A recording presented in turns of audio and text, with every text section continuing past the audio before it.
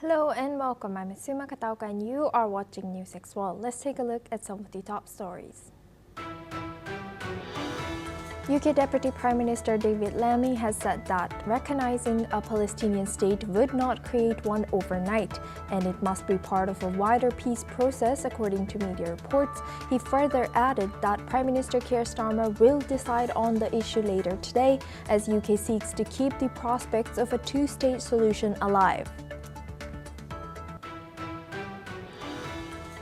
While Israel has continued its barrage-expanding military on Gaza City with a goal of sieging the city entirely, as reports from Gaza Health Minister says 60 Palestinians have been killed, and as Hamas continues to warn that the Israeli hostages' lives are at risk.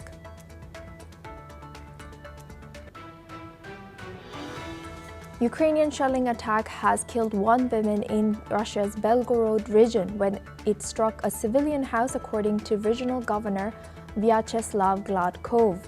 The border region has faced regular strikes since Moscow has launched its full-scale war with Ukraine since February 2022.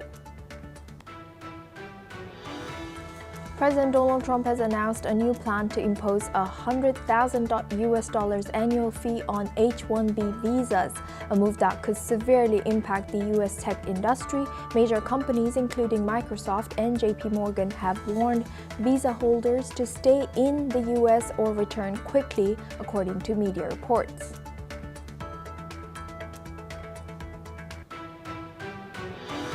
A US-China agreement will give ByteDance just one of 7 board seats in TikTok's new US entity, with Americans holding the other 6, while control of the app's algorithm will not be under ByteDance.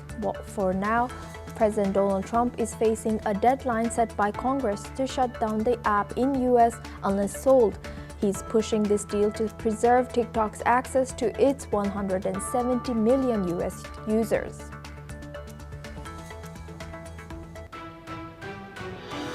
Venezuelan President Nicolas Maduro has organized a day of military training for civilians amid new threats from U.S. President Donald Trump and a massive American naval deployment of 7 ships, F-35 fighter jets, and a nuclear submarine in the Caribbean.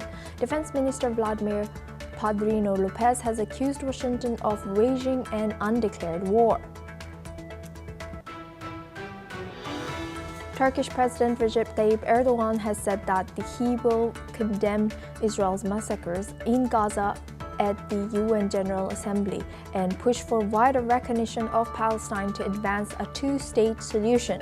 He further added that his U.S. trip will include talks with President Donald Trump, as well as a meeting with Syrian President Ahmad al-Sharaa. Chinese citizen journalist Zhang Zhang, a 42-year-old whose reporting documented the pandemic's early days, Zhang, who was first jailed in 2020 for reporting on COVID-19 in Wuhan, has been sentenced to an additional 4 years in prison on the same charges of picking quarrels and provoking trouble, according to Reporters Without Borders.